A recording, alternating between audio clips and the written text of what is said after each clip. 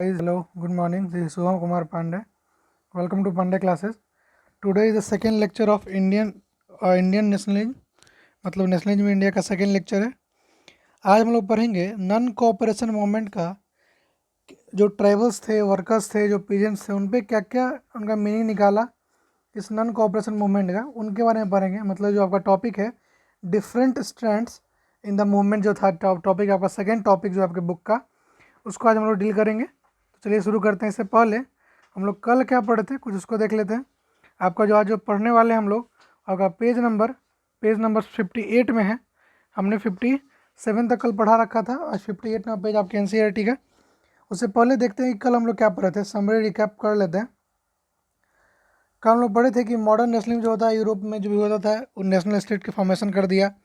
India में जो nationalism का ग्रोथ होगा किसी कारण से हुआ था, एंटी कॉलोनिज्म, मतलब कि जो बाहर से जो आए हुए उसको हटाने के लिए करने गया था।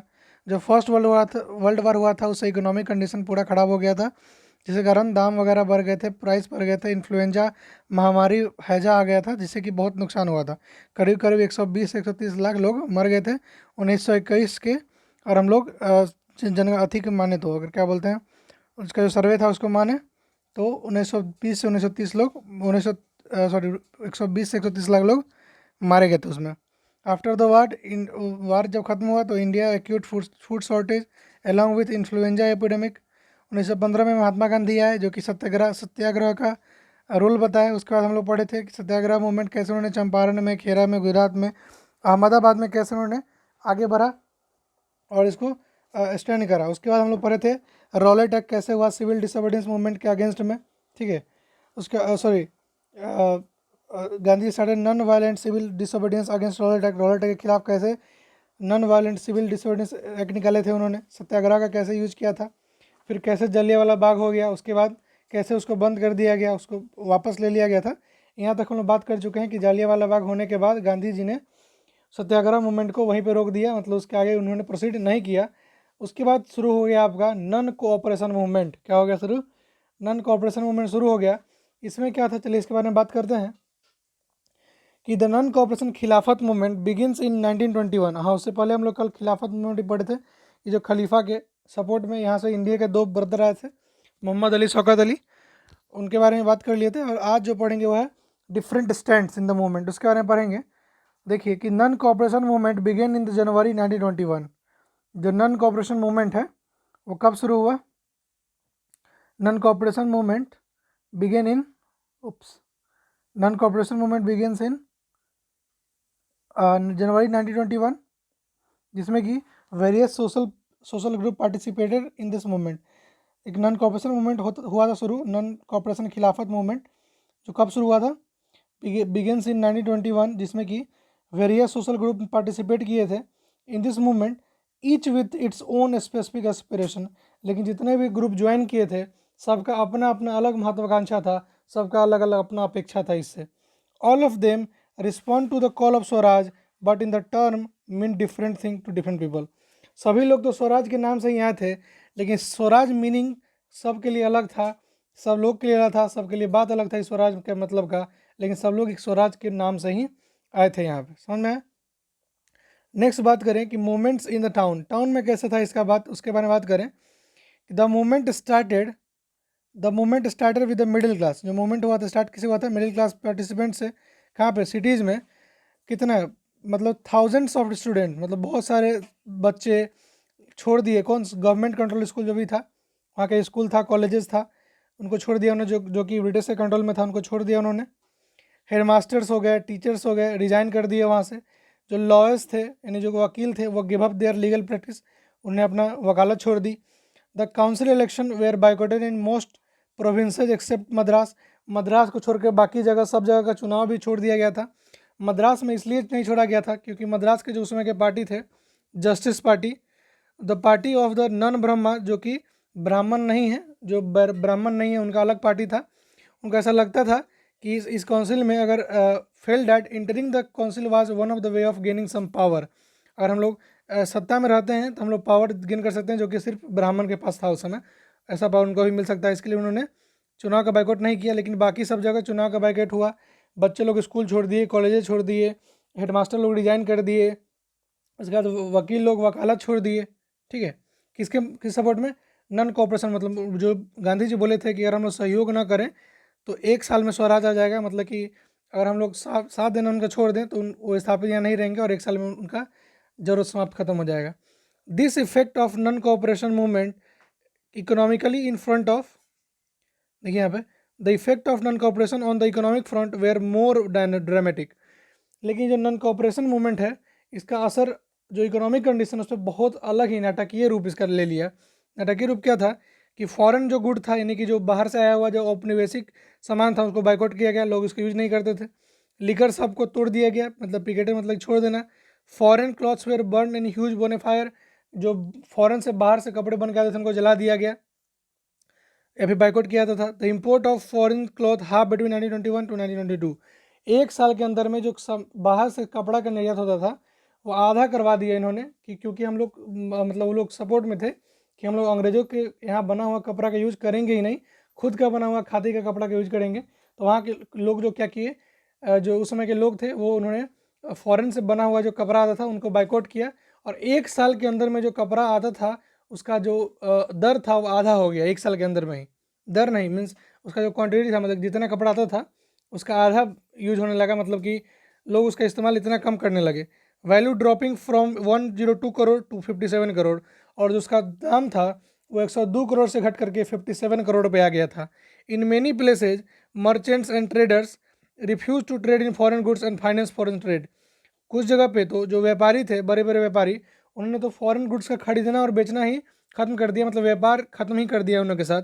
As the boycott movement spread and the people began destructing imported clothes and wearing only Indian one, जैसे कि मूवमेंट आगे बढ़ता जा रहा था और जो फॉरेन का सामान है उसका बाइकआउट किया जा रहा था, मतलब उसका यूज नहीं किया जा रहा था, ये अग्रसर कर रहा था जो भारत के जो मतलब मिल के जो मालिक हैं, टेक्सटाइल इंडस्ट्री के जो मालिक हैं, उनको ये अग्रसर कर रहा था कि आप लोग अपना मिल खोलें ताकि आपके यहाँ का प्रोडक्शन, यानी कि हमारे यहाँ का जो कपड़ा होगा वही हम लोग यूज करेंगे, बाहर से आया हुआ कपड़ा का हम लोग बाइकआउट करेंगे। इसलिए क्या हो गया, production of Indian textiles mills and handlooms went up.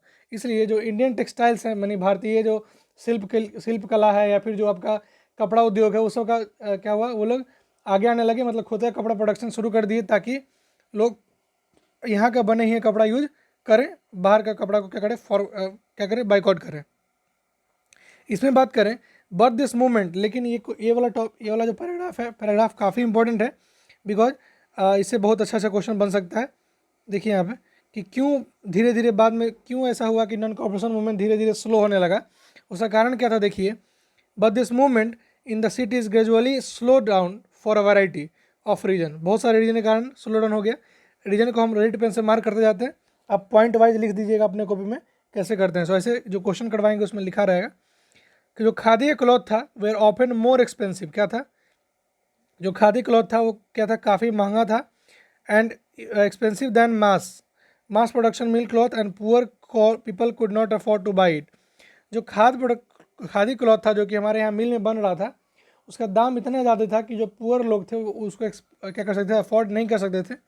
How they could join the boycott mill too long, तो कैसे वो लोग, जब मान लीजिए कि आपको कपड़ा मिले ही नहीं, आपको यहाँ कपड़ा काफ़ी महंगा लगे था कि आप खरीद ही नहीं पाए, और बाहर के कपड़ा को कब तक बाइकआउट कीजिएगा, तो लोग क्या करिए, फिर बाहर के कपड़ा का यूज करना शुरू कर दिए। Similarly the boycott of British institution pose the problem. अब जैसे मान लीजिए कि आप जो ब्रिटिश के अंदर में जो संस्था था उसको आप छोड़ दिए, मतलब आपको पढ़ाई लिखाई तो करना ही है, अब उसका स्कूल छोड़ रहे हैं, आप उसका कॉलेज छोड़ रहे हैं, तो आपको एक ऐसा उपाय चाहिए ना जी कि जिसमें इंडिया के पास खुद का अपना इंस्टीट्यूशन हो जिसमें कि हम लोग पढ़ सकें, मतलब कोई अदर ऑप्शन तो होना चाहिए for the movement to be successful. मतलब इस मूवमेंट को सक्सेस होने के लिए alternative Indian institution had to be set up. इसके साथ ही जैसे ही फॉरेन इंस्टीट्यूशन को लोग छोड़ा, तो उस समय इंडियन इंस्टीट्यूशन होना चाहिए था ताकि लोग मतलब कि अपना आगे का शिक्षा प्रारंभ कर सके, so that they could be use in place of British ones. तो वो क्या करे, ब्रिटिश की जगह पे इंडियन इंस्टीट्यूट का यूज करे, ये उसमें तो ऐसा था नहीं। These were the slow to come up, ऐसा क्या हुआ कि these were the slow to come up, so a student and teacher began trickling back to the government school and lawyer join back to the government court. अब क्या हुआ, इसी कारण से जो बच्चे थे और जो हेडमास्टर्स थे उन्होंने फिर से अपना कॉलेज ज्वाइन कर लिया, उनका कॉलेज, और जो लॉयर थे फिर से वकालत शुरू कर दी उनके अंडर में। समझ में आया? इस तरह से क्या हुआ था कि जो नॉन कॉपरेशन मूवमेंट है वो स्लो डाउन हो गया था। ठीक, अब बात करते हैं rebellion in the country side, मतलब गाँव में यानी देहात में इसका क्या असर था उसके बारे में बात करें तो from the cities the non cooperation movement spread to the countryside. It drew into the fold of struggles of peasant and tribals. जो नॉन कॉपरेशन मूवमेंट है वो शहर से होते होते फैलते फैलते गाँव तक जा पहुँचा, और इसमें जो पीजेंट्स थे, ट्राइबल्स थे, सब हिस्सेदारी लेने लगे। अब बात करते हैं उसी में आगे देखें कि which way are developing different parts of India in the year after the war. Which way are developing in different part of India, जो भी जो आपका क्या बोल रहे हैं नॉन कॉपरेशन मूवमेंट जो स्प्लिट हो रहा था वो ट्राइबल्स और पीजेंट में हो रहा था, वो एक जगह नहीं, which was developing in different part of India in the year after the war. War के बाद ही पूरे भारत में फैल चुका था ये बात। ठीक है, ये ट्राइबल और पीजेंट का जो सपोर्ट था वो पूरा हर इंडिया के हर एक कोने में फैल चुका था। इसमें बात करें, इसमें मेनली बात करना हमको अवध के बारे में। उसमें देखिए कि in Awadh, let me zoom it so that you have a clear vision. तब तक ये तो क्लियर है ना? Okay, let me zoom. Okay, I think now it's fine to have, okay ना? Okay, let's go. In Awadh में बात करें तो peasants were led by Baba Ramchandra, a sanyasi who had earlier been to Fiji as an indenture labour. इसके बारे में बात करते हैं, इंडेंचर लेबर क्या होता है इसके बारे में जिक्र करते हैं। अभी देखिए, पहले आप एक बात बताइए, ये जो अवध है, ठीक है, अवध में जो बताते हैं आपको एक बात कि अवध जो है, अवध में जो मजदूर थे उनका जो लीड कर रहे थे वो थे बाबा रामचंद्र, जो कि एक सन्यासी थे, and had earlier been to Fiji as an indentured labour. मतलब वो क्या थे? फीजी। देखिए आपका जो दिया हुआ है इंडेंचर्ड लेबर, इंडेंचर्ड लेबर मतलब क्या होता है कि कुछ कुछ लोग ऐसे, मान लीजिए भारत से और उठा उठा के किसी और देश ले जाकर काम करवाता था, उनको बोलते थे हम लोग या फिर आप मिट्टी मारी बोल लीजिए, या फिर उनको बोलाता था इंडेंचर लेबर। क्या बोला जाता था? इंडेंचर लेबर बोला जाता था, बिकॉज उनको क्या किया जाता था, यहाँ से ले जाकर कहीं और काम करवाने पर मजबूर किया जाता था। ठीक, द मूवमेंट, जो मूवमेंट है here, the movement here was against taluqdars and the landlords who demanded from peasants exorbitantly high rents and a variety of other सीजेज।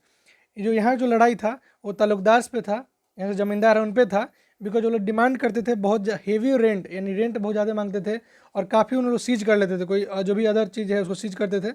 उसको इस पर क्या था, कार्रवाई करने के लिए यहाँ पे इस मूवमेंट का शुरुआत हुआ था। Peasants had to do begars and work at landlord farms without any payment. मतलब जो लोग हैं उसको, उनको दिहाड़ी मजदूरी करना पड़ता था बिना किसी पैसे के। समझ में आ रहा है? As tenants they had no security of tincture.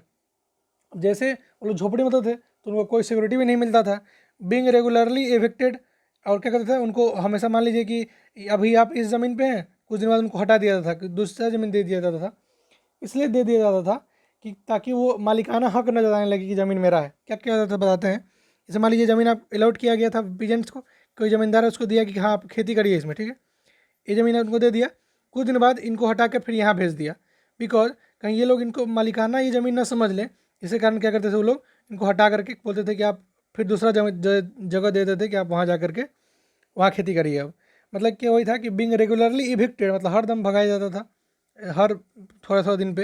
And they could require no right over the lease land, ताकि वो जो लीज पर जो लैंड लिए उस पर कोई उनका अधिकार न जताने लगे, इसलिए उनको बार बार वहाँ से भगा दिया जाता था। The peasants movement demanded reduction of revenue, abolition of begars and social boycott of oppressive landlord. जो पीजेंट्स थे वो डिमांड कर रहे थे कि जो रिवेन्यू है उसको कम किया जाए, जो एबोलिश बेगार का एबोलिश किया जाए, मतलब दिहाड़ी मजदूरी बंद किया जाए, and social boycott of oppressive landlord, और जो ज़मींदार लोग हम पे अत्याचार कर रहे हैं उनको उनको ऑपरेस किया जाए, बाइकआउट किया जाए। इन मेनी प्लेस, बहुत सारे जगह पे ऐसा हुआ कि नाई धोबी जो होते हैं, नाई धोबी बंद एक आंदोलन शुरू किया गया था, जिसमें कि जो पंचायत के द्वारा that deprive landlord of the, वहाँ पे क्या करता था, जो लैंडलॉर्ड होते थे, of the service of even barbers and the washerman, यानी कि जो नाई और धोबी होते थे उनके सर्विस से मना, जो वहाँ के पंचायत जो थे अवध के, उन्होंने नाई धोबी बंद एक आंदोलन शुरू किया था, जिसमें कि जो जमींदार थे उनको ना नाई के नाई से कुछ मतलब होना चाहिए था, और ना ही धोबी से, मतलब वो लोग नाई और धोबी का यूज नहीं करवा सकते हैं। अब कितना दिन तक कोई आप धोबी का यूज नहीं करिएगा, कितना दिन का आप नाई से इस्तेमाल नहीं कीजिएगा, समझ में आ रहा है? तो उनको क्या कहता था, नाई और धोबी से मतलब कि उनको बाइकआउट किया था। In June 1920, Jawaharlal Nehru began going around the village in Awadh, talking to the villagers and trying to go understand their grievances by the October.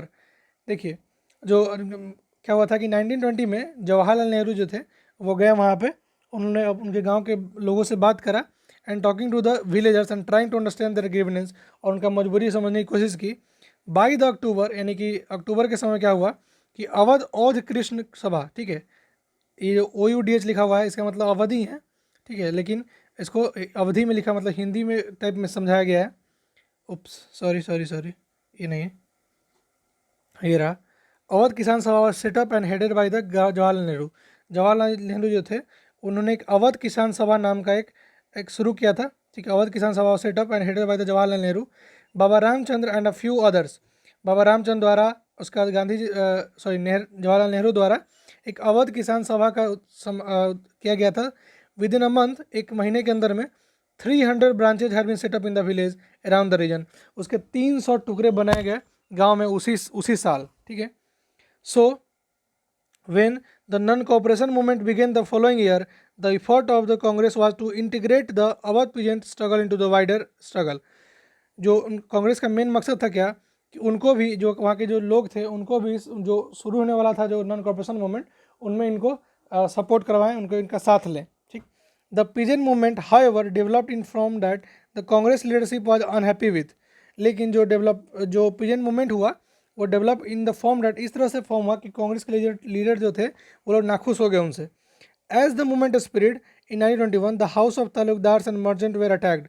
जैसे ही मूवमेंट शुरू हुआ, तालुकदार और जो मर्चेंट थे उनके घरों को अटैक कर दिया गया था, बाजार्स को लूट लिया गया था, grain hoards where taken over, और अनाज को लूट लिया गया, अनाज को बर्बाद किया गया. In many places local leader told peasant that Gandhi ji had declared that no taxes were to be paid and land was distributed among the poor.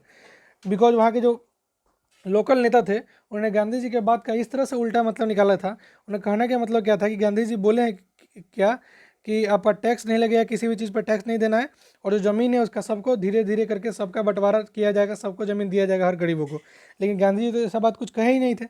मतलब लोग अपने से ही कुछ अलग अलग मतलब निकाल करके, और मतलब ज़मींदार पे, मर्चेंट पे क्या क्या उनका घर तोड़ दिया, बाजार लूट लिए गए, अनाज को ख़त्म किया गया. मतलब the name of Mahatma Gandhi was being invoked to the sanction of all section and aspiration.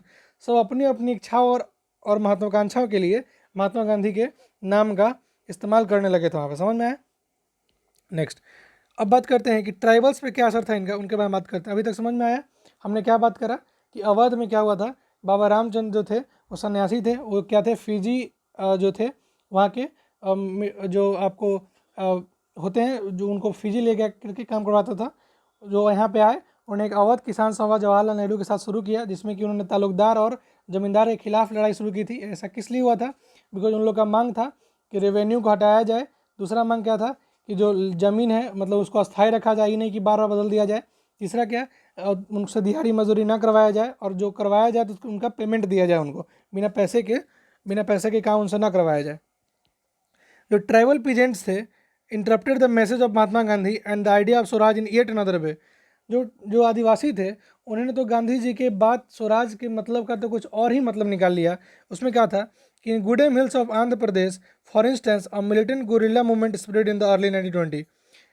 एक गुडेम हिल्स नाम है, आंध्र प्रदेश में गुडेम हिल्स है, जहाँ पे एक गुरिल्ला मूवमेंट शुरू हो गया था 1920 के शुरुआत में ही.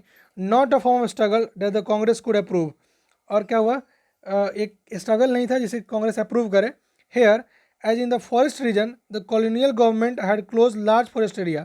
यहाँ पे क्या हुआ था कि जो वन क्षेत्र थे उनको कॉलोनियल गवर्नमेंट पूरे चारों तरफ से घेरे हुए था. लोगों को वहाँ अंदर जाना मना था फॉरेस्ट के अंदर. फॉरेस्ट में ना आप अपने गाय को चरा सकते हैं, ना आप वहाँ के लकड़ी ला सकते हैं, ना वहाँ के फल तोड़ सकते हैं. This enraged the hill people. जिसके कारण वहाँ के जो आदिवासी थे वो लोग काफ़ी नाखुश थे उन लोग से, ठीक. Not only were their livelihood affected by the felt that their tradition right were being denied. उन्हें ऐसा लगता था कि बस उनके जीवन को ही नहीं खराब किया जा रहा है, न उनके बस सिर्फ जो जीवन यापन के लिए ज़रूरत है उस सामान को ही नहीं रोका जा रहा है, बल्कि उनका जो कल्चर है, उन लोग लग रहा था कि वन हमारा संस्कृति है, संस्कृति को ये लोग हमसे छीन रहा है. उनको ऐसा समझ में आने लगा था. जब when the government began forcing them to contribute vigor for road building, the hill people revolted. और जैसे ही गवर्नमेंट ने फोर्स किया वहाँ के बेगर्स को रोड बिल्डिंग बनाने के लिए, वहाँ के लोग क्या कर दिए थे, रिवोल्ट कर दिए, मतलब कि विद्रोह कर दिए। द पर्सन हु केम, जो आदमी इसके सामने आया, सबसे अच्छा मतलब सबसे बड़ा फिगर जो सामने आया इसमें, वो था अल्लूरी सीताराम राजू। कौन था? अल्लूरी सीताराम राजू। और he claim that he had a variety of social power, और ऐसा वो दावा करता था, अल्लूरी सीताराम दावा करते थे कि उनके पास एक स्पेशल पावर है। Claim that he had a variety of special power, उसका क्या था, वैरायटी ऑफ स्पेशल पावर है, ऐसा वो दावा करता था। उसकी माने तो कहता था कि he could make correct astrological prediction, मतलब कि हम अच्छी तरीके से भविष्यवाणी कर सकते हैं, एंड हील पीपल, लोग की जान बचा सकते हैं, and he could survive even bullet shot, और वो गोली तक को सह सकता है, यानी गोली लग जाएगा तब भी उसको कुछ नहीं होगा। Captivated by the Raju, the rebel proclaim that he was a incarnation of God. Raju की इस बात को सुन करके जो रिवोल्टर्स थे, यानी जो उनके विद्रोही थे, यानी कि जो अंग्रेज थे, उन्हें ऐसा लगता था कि राजू एक भगवान है। ठीक है, यानी कि उसके पास इतना स्पेशल पावर है, उसको लोग भगवान समझ बैठे थे। राजू हमेशा ही महात्मा गांधी की महानता की बात करता था। वो बोलता था कि नॉन कॉपरेशन मूवमेंट जो है वो persuade people to wear khadi, लोग को खादी पहनने के लिए बोल रहा है। गिव अप ड्रिंकिंग, शराब छोड़ने पे बोल रहा है। But at the same time, लेकिन उसी समय ही arrested that India could be liberated only by the use of force, non violence. लेकिन गांधी जी क्या करते थे कि जो भारत देश जो आज़ाद होगा किस तरह से होगा, अहिंसा से होगा, मतलब कि नॉन वायोलेंस से होगा। लेकिन अल्लूरी सीताराम राजू गांधी जी के सब बात को मानता था, बस एक बात का वो अवहेलना करता था। वो बात ये था, उसका मानना क्या था कि भारत तभी आज़ाद होगा जब हम लोग उसे छीनेंगे अपनी आज़ादी, मतलब कि क्या, कि हम लोग जब अपना फोर्स इस्तेमाल करेंगे, यानी कि बाहुबल इस्तेमाल करेंगे, तभी ऐसा हो पाएगा। नॉट नॉन वायलेंस, अहिंसा से काम नहीं चलेगा, हमें हिंसा पे उतरना पड़ेगा। ठीक, तो ये तो उनका एक बात का अवहेलना हुआ, ये तो पूरी बाइकआउट हुआ। ठीक, the Gudem rebel attack police station, attempted to kill British official and carried on guerrilla warfare for achieving swaraj. क्या हुआ कि जो गुडिम हिल्स के जो रिबेल्स थे, यानी विद्रोही थे, उन्होंने क्या किया कि जो ब्रिटिश ऑफिसर है उसको मारने के लिए पुलिस के स्टेशन पर अटैक कर दिया, यानी थाना पे अटैक कर दिया, and carried on guerrilla warfare, और गुरिल्ला वारफेयर का एक शुरुआत कर दिया फॉर अचीविंग स्वराज, स्वराज को पाने के लिए। इसलिए क्या हुआ कि राजू को हिरासत में ले लिया गया एंड एग्जीक्यूटिव इन 1924, और 1924 में उसे मार दिया गया, and over time become a four hero, और कुछ ही समय में वो क्या बन गया, एक फोक हीरो, मतलब कि क्या बन गया, एक मतलब कि नायक बन चुका था कुछ ही दिनों में। समझ में आया कि इसमें क्या हुआ। अवध किसान सभा की बात कर लिए। अब क्या हुआ, जो गुडेम हिल्स के जो थे वो लोग क्या चाहते थे, उन लोगों को लगता था कि जो उनके वन में जाना मना है, वन में जाने से रोका जा रहा है, उनका ट्रेडिशन के खिलाफ है, और उनका जो लेवलीहुड है उसके तो खिलाफ है ही, लेकिन उनके धर्म के खिलाफ भी है। इसलिए उन्होंने क्या किया, प्रोटेस्ट कर दिया। और सबसे आगे जो आए थे वो थे अल्लूरी सीताराम राजू, जिनको सब भगवान मानते थे, बिकॉज उनका कहना था कि वो एक अच्छा तरीके से भविष्यवाणी प्रेडिक्ट कर सकते हैं। दूसरा कि लोग की जान बचा सकते हैं। तीसरा कि वो गोली खाकर भी जिंदा रह सकते हैं। ठीक, इसलिए लोग उन्हें भगवान का अवतार भी समझते थे। और गांधी जी की महानता का काफ़ी जिक्र किया करते थे। उनका कहना था कि खादी हमें पढ़ना चाहिए और शराब को नहीं पीना चाहिए। दूसरा, लेकिन गांधी जी के बात का खुलेआम असमर्थ करते थे इस बात के लिए कि इंडिया तभी आज़ाद होगा जब हम लोग अपना फोर्स का इस्तेमाल करेंगे, ना कि अहिंसा का। ठीक, तो इसी कारण क्या हुआ कि वहाँ के जो गुडे मिल्स के लोग थे वो क्या किए, पुलिस स्टेशन पर अटैक कर दिए ब्रिटिश ऑफिशियल्स को मारने के लिए। जिसके कारण क्या हुआ, अल्लूरी सीताराम राजू को अरेस्ट कर लिया गया और उसे फांसी दे दिया गया था 1924 में। एग्जीक्यूटिव मतलब कि मार देना या फांसी देना, 1924 में। Over time because of and over time become a folk hero, और क्या हुआ, एक फोक हीरो वो बन चुके थे। Now will talk about Swaraj in the plantation. Plantation worker के लिए अलग ही स्वराज का मतलब था। इसके लिए क्या था, इसके बारे में बात करते हैं। मतलब गांधी जी की एक बात को हर लोग अपना अपना तरीके से अपने अपनी इच्छाओं महत्वाकांक्षाओं के लिए अलग अलग जोर पे यूज किया उन्हें। मतलब स्वराज का सब लोग अपना अलग अलग मीनिंग निकाल लिए। इसमें क्या था कि worker had their understanding of Mahatma Gandhi and the notion of swaraj. Worker के पास, जो वहाँ के जो कामगार थे, worker too had their own understanding, मतलब उनका अपना समझ था किसके, महात्मा गांधी के जो बात था स्वराज के नोशन के बारे में, उनका अपना समझ था। और प्लांटेशन वर्कर की माने असम में, तो freedom means the right to move freely in and out and confined space in which there are close, and it mean that retaining a link with the village from which they had come. वहाँ क्या हुआ कि वहाँ के लोग का कहना था कि उनके लिए आज़ादी तभी है, स्वराज वही है, जब वो लोग खेत के बाहर अंदर आ सकें, अपने गांव जहाँ से हैं वहाँ से लिंक यानी कि जुड़ सकें, मतलब जहाँ पे काम करने के लिए आए हुए हैं वहाँ से अपने गांव भी जा सके और वहाँ से आ भी सके, मतलब खेत के बाहर अंदर कर सकते हैं। लेकिन एक क्या हुआ था, अंग्रेज क्या किए थे कि under the inland immigration act of 1859, काफ़ी इंपॉर्टेंट लाइन है, याद कर लीजिएगा, the inland immigration act of 1859, इसमें क्या किया गया था, जो प्लांटेशन वर्कर है उनको प्रोहिबिट किया गया था, मतलब वो बाहर नहीं आ सकते थे। जो चाय का बागान था, plantation worker were not permitted to leave the tea garden without permission, मतलब जो चाय का बागान था उनको बिना परमिशन के आप वहाँ से नहीं निकल सकते हैं। And in fact they were rarely given such permission, उन्हें कभी कभी ऐसा मौका मिलता था जब उनको चाय के बागान से बाहर निकलने का परमिशन दिया जाता था।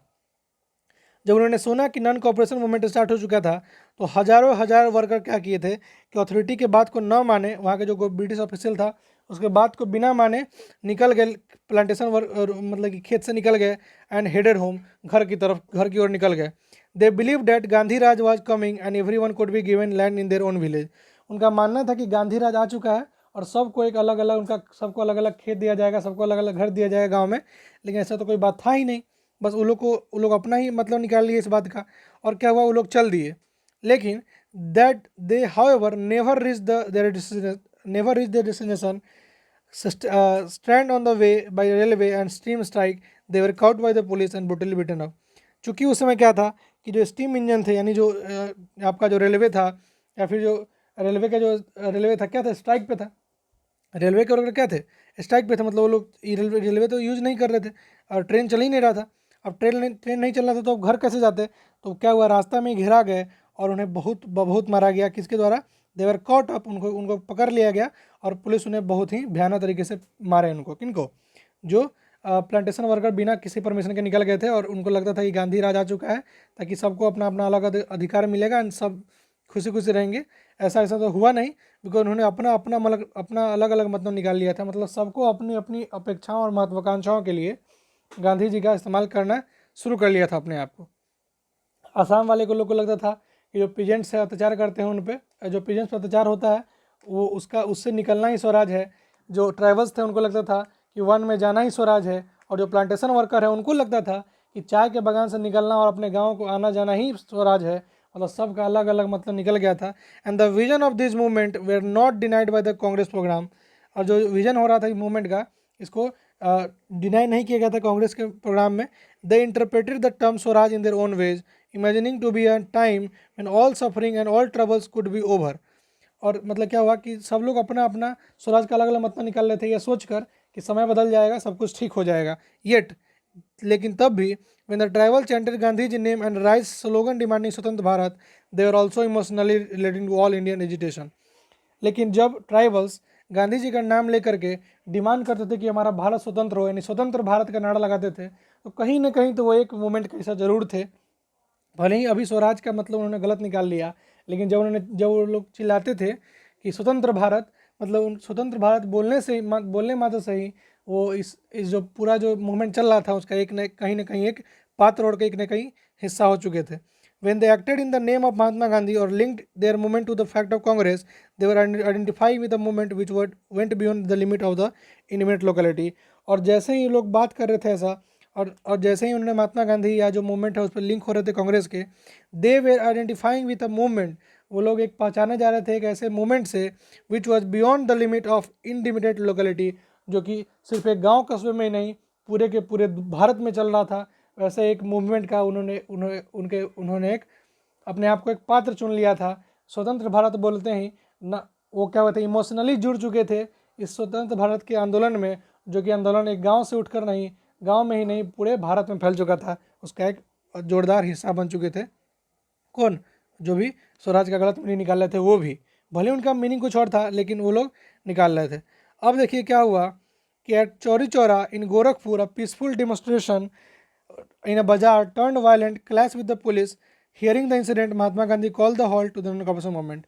अब इसमें क्या हो गया कि चौरी चौरा एक जगह है, मान लीजिए वहाँ पे, ठीक है, गोरखपुर में, वहाँ पे क्या हुआ कि जब क्या हुआ था आपको कि वहाँ पे क्या हुआ कि peaceful demonstration in bazaar turn into a violent clash, जो बाजार में एक शांतिमय माहौल था वो जल्द ही जल्द क्या बन गया, एक एक एक वायलेंट क्लैश का मतलब, क्लैश मतलब क्या होता है कि एक विस्फोट बन गया था तुरंत ही कुछ ही समय में।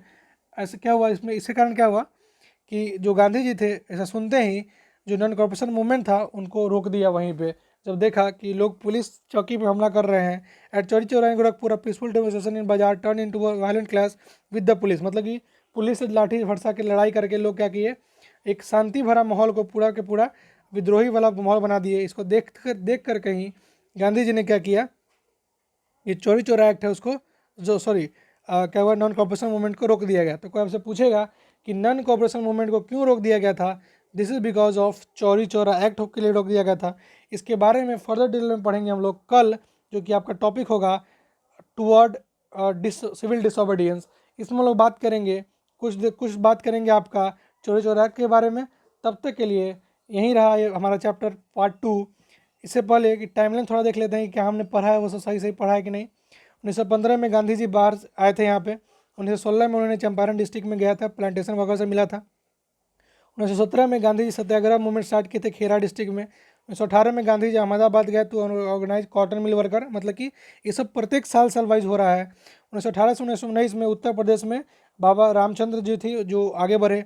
1919 में खिलाफत committee was form in Bombay. 1919 में हड़ताल हुआ था रॉलेट एक्ट के खिलाफ। 1919 में जालियांवाला बाग हुआ। 1920 में क्या हुआ कि खिलाफतवाद स्वराज का मांग हुआ। 1921 में क्या हुआ कि नॉन कोऑपरेशन एंड खिलाफत मूवमेंट लॉन्च, दोनों एक साथ लॉन्च हुआ था। इसे बोलते हैं हम लोग नॉन कोऑपरेशन खिलाफत मूवमेंट, जिसका चौरी चौरा एक्ट के बाद समापन हो गया। 1922 में क्या हो गया, चौरी चौरा एक्ट का इंसिडेंट हो गया, गांधी जी ने नॉन कोऑपरेशन मूवमेंट को हटा लिया, मतलब कि नॉन कोऑपरेशन मूवमेंट जो भी चल रहा था उसको बंद कर दिया। अब जो शुरू होगा वो होगा सिविल डिसओबीडियंस मूवमेंट यानी जन अवज्ञा आंदोलन। इसके बारे में हम लोग पढ़ेंगे कल, जिसमें हम लोग पढ़ेंगे सिविल डिसओबीडियंस मूवमेंट के बारे में, दांडी मार्च के बारे में, नमक यात्रा के बारे में, Simon commission, go Simon commission, इसके बारे में पढ़ेंगे। वहाँ के कैसे कैसे सिविल मूवमेंट हुए थे, सत्याग्रह की डिटेल में पढ़ेंगे। हिंदू मुस्लिम में लड़ाई कैसे हो गया उसके बारे में पढ़ेंगे। कैसे औरत लोग सब इसमें जुड़े थे उनके बारे में पढ़ेंगे। उसके बाद कैसे आपका दलित लोग कैसे इसमें आए थे। फिर कैसे जो आपका जो अम्बेडकर साहब हैं उनका कैसा क्या रोल था इसमें, मतलब सब कुछ इसमें हम पढ़ने वाले हम लोग कल पढ़ेंगे। टुवर्ड सिविल डिसोबीडियंस, मतलब कि आपके हिस्ट्री का थर्ड टॉपिक। इससे पहले अगर कोई डाउट हो अभी तक की तो आप कमेंट जरूर करें। मैं उम्मीद रखूँगा कि आप कमेंट करिएगा, कोई डाउट होगा तो हम उसको डील करेंगे। या फिर आप मुझे आप मैसेज कर सकते हैं and you will get your doubt. Personally message करने के लिए यू हैव टू टाइप और whether you can join also. This is my number 7781053775। You can WhatsApp on it and ask your doubt. Okay, समझ रहे हैं। या फिर आप हमारे व्हाट्सएप तो ग्रुप जुड़ सकते हैं इस नंबर से, या फिर अगर आपको जुड़ना है तो आप इसी वीडियो के नीचे डिस्क्रिप्शन बॉक्स में लिंक दिया होगा, उस लिंक पर क्लिक कीजिएगा। Definitely enrol to my Pandey classes WhatsApp group, यहाँ पे पीडीएफ तुरंत बाद, वीडियो के तुरंत बाद अवेलेबल हो जाती है और सारा question per day question analysis सब कुछ वहाँ पे चलता है। बच्चे लोग वहाँ पे रहते हैं और वो लोग भी डाउट पूछ सकते हैं। वो माना कि पूछते नहीं है दूसरा बात है, लेकिन पूछ सकते हैं। हम वहाँ पे 24 घंटा अवेलेबल रहते हैं, जब भी मैं फ्री रहता हूँ। 24 घंटा करने का मतलब समझ रहे हैं ना कि फ्री टाइम में available on that. Okay, next for its time for homework guys. Homework में पहला क्वेश्चन क्या है कि non corporation movement slow down क्यों हो गया, पहला क्वेश्चन। दूसरा क्वेश्चन जो लैंड इमिग्रेशन एक्ट था वो क्या था। तीसरा क्वेश्चन जवाहरलाल नेहरू जो सभा एस्टैब्लिश की उसका नाम क्या था। पांचवा क्या था, मतलब कि ऐसे लाइन से क्वेश्चन दिया हुआ है, समझ रहे हैं। क्लिक द स्क्रीनशॉट 1 2 3 1 2 3 1 2 3 1 2 3 1 2 3 1 2 3 1 2 3 1 2 3 एंड देखिए ये जो लाइन क्वेश्चन देने का महत्व क्या है कि मैं जितना भी क्वेश्चन आपको अवेलेबल करवा रहा हूँ इस चैप्टर में, या फिर पिछले चैप्टर में जो करवाया, या फिर किसी भी चैप्टर में जो करवाता हूँ, वो एक लाइन बाय लाइन क्वेश्चन होता है। ऐसा नहीं कहीं से कोई क्वेश्चन उठा के डाल दिए, मतलब क्वेश्चन का एक अपना लिमिट होता है और अपना एक सहन शक्ति होता है। ईजी से मॉडरेट की तरफ जाता है, मॉडरेट से हार्ड की तरफ जाता है, और हार्ड नहीं भी हो, पहला क्वेश्चन भी हार्ड हो, कोई मतलब नहीं है मेरे से, उससे मुझे कोई मतलब नहीं। मतलब मेरा मतलब इतना ही होता है कि जो मैं आज पढ़ाया उसका क्वेश्चन पूरा अवेलेबल आपके पास है कि नहीं। मैंने जितना क्वेश्चन पढ़ाया था, लास्टली मैंने पढ़ाया था नॉन कॉर्पोरेशन मूवमेंट क्यों वापस ले लिया गया था, उसका ही क्वेश्चन लास्टली है, देख लीजिए। In 1922 the Chauri Chaura incident where 22 and 23 policemen died due to the violent clash between the people and people disheartened Gandhi ji reply and call the movement. मतलब इसको रोक लिया गया था, कैसे कैसे हुआ था सबके बारे में लिखा हुआ, मतलब शुरुआत कहाँ से हुआ था से लेकर के अभी तक के लेक्चर का सारा क्वेश्चन में अवेलेबल है। कल के लेक्चर का एकदम लाइन से लगा हुआ है, आपको करीब करीब 50-60 क्वेश्चन है। अगर आपको अपने इतिहास के बारे में जानना है तो आप इसको क्वेश्चन को जरूर समझिए, क्वेश्चन को खुद से आंसर देने की कोशिश करिए। नहीं बन रहा है तो एक बार आंसर देख लीजिए and write down your own self. For PDF you can definitely join our Pandey classes WhatsApp group and that's it for today. आज के लिए बस इतना ही, मिलते हैं कल आप लोगों के साथ सिविल डिसोबीडियंस मूवमेंट के साथ। Thank you so much for watching guys, thank you so much, bye bye.